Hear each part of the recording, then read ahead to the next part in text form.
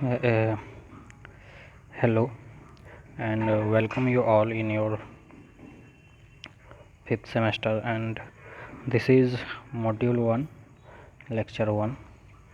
And we have total 8 modules in highway engineering.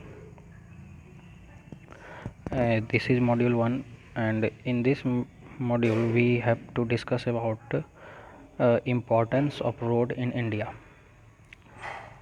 I will provide 3 lectures in module 1.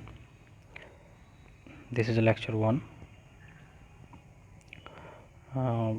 Roads play a very important role in transportation of goods and passengers for short and medium distance. Some major advantages of road transport are easily available door-to-door service, economic construction flexibility, and chances of big accidents are less. Privately owned. जो road किसी भी country के development के लिए जो road transportation जो है वो क्या है, काफ़ी इम्पोर्टेंट है। और ये गुड्स और यानी कि सामान और आदमी को एक जगह से दूसरे जगह ले जाने के लिए क्या है, काफ़ी इम्पोर्टेंट रोल प्ले करता है। ये चीज़ को हम लोग पिछले सेमेस्टर में भी देखे थे ट्रांसपोर्टेशन इंजीनियर के इंट्रोडक्शन लेक्चर में। तो रोड ट्रांसपोर्ट का जो हमारा एडवांटेज है वो क्या क्या है कि एक तो ये इजीली अवेलेबल है सभी जगह, है ना, इसका कनेक्शन। और दूसरा इसमें क्या हो सकता है, डोर टू डोर सर्विस हो सकता है। मतलब जैसे कि इस तरह का फैसिलिटी हम रेलवे में रेल ट्रांसपोर्ट या फिर वाटर ट्रांसपोर्ट या एयर ट्रांसपोर्ट में इस तरह का फैसिलिटी हमको अवेलेबल नहीं है। दूसरा होता है कि ये जो है इसका कंस्ट्रक्शन वो इजी होता है या और उसके बाद इकोनॉमिकल होता है।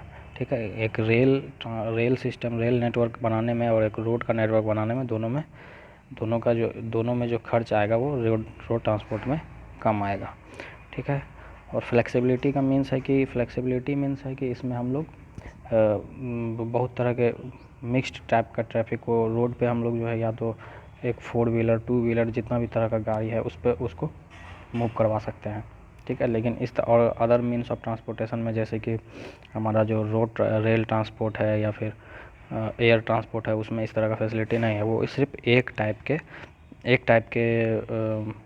व्हीकल के लिए ही सूटेबल हो सकता है, उसमें अदर टाइप का कोई भी व्हीकल मूव नहीं कर सकता। फ्लेक्सिबिलिटी का मीन्स ये हो रहा है। Chances of big accidents are less, क्योंकि यहाँ पे देखो छोटा बड़ा सारे तरह का गाड़ी चलेगा तो इसमें जो है एक्सीडेंट्स उतना बड़ा नहीं होगा। जैसे कि एक ट्रेन एक्सीडेंट या एक एयर क्रैश में जो लॉस होता है उतना लॉस एक रोड ट्रांसपोर्ट के एक्सीडेंट में नहीं होगा।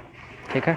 और इसको दूसरा इसमें क्या है, लास्ट पॉइंट जो है प्राइवेटली ऑन्ड मतलब हुआ कि इसको जो है कोई एक प्राइवेट आदमी भी चला सकता है। ठीक है, जैसे कि अभी तक हमारे जो कंट्री में है रेल ट्रांसपोर्ट वो क्या है, गवर्नमेंट के अंदर में है। और जो एयर ट्रांसपोर्ट है, वो हार्बर ट्रांसपोर्ट है, वो सब भी मतलब पब्लिक और गवर्नमेंट दोनों के कंबाइंड ये से ऑन किया जाता है। ठीक है, कोई भी प्राइवेट एक सिंगल व्यक्ति जो है जो है उसको ऑन नहीं कर सकता। मतलब प्राइवेटली ऑन्ड का मतलब हो गया कि हमारा रोड ट्रांसपोर्ट पे जो व्हीकल चलता है रोड पे तो उसको हम लोग खुद से भी कोई एक व्यक्ति जो है उसका मालिक हो सकता है, जैसे एक ट्रक हो गया या एक बस हो गया।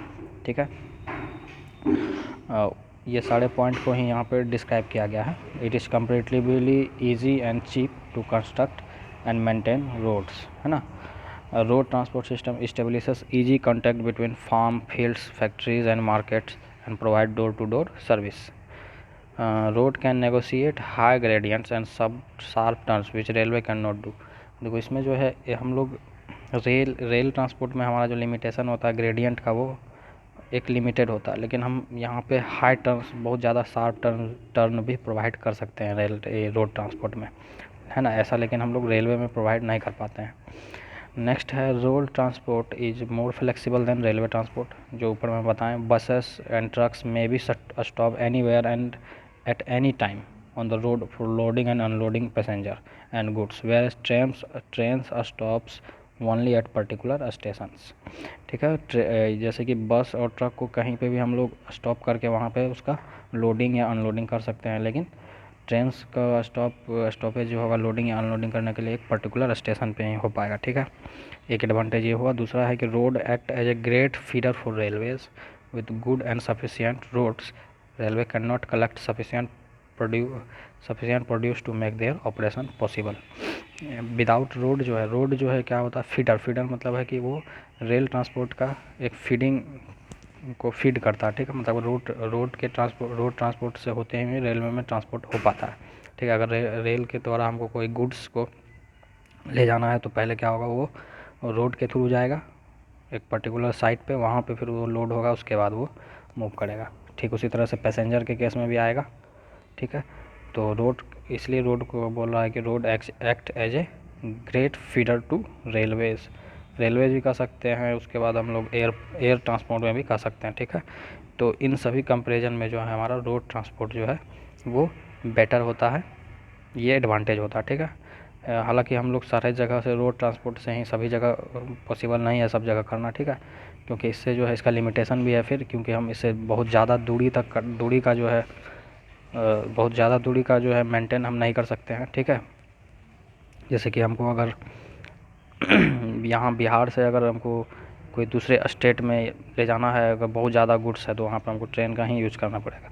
तो सभी ट्रांसपोर्ट का अपना अपना मोड्स ऑफ ट्रांसपोर्ट का अपना अपना इम्पोर्टेंस है।